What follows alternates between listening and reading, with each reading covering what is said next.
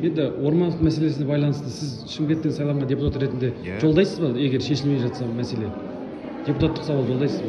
Енді депутаттық сауал, мен қазір таңда бұл мәселе онсызда жаңағы біздің өңірдің әкімшілік тарапынан барлық тиісті жаңағы жұмыстар, келіссөздер жүргізіліп жатыр.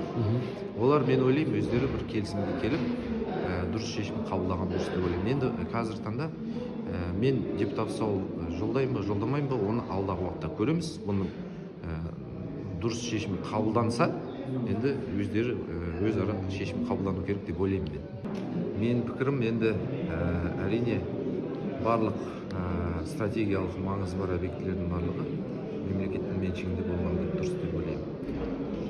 Су болсын, газ болсын, жарықтандыру болсын, жылу электр станциялары болсын, негізінде мемлекеттің ол меншігінде болған дұрыс деп ойлаймын. Өйткені ол стратегиялық маңызы бар объектілер.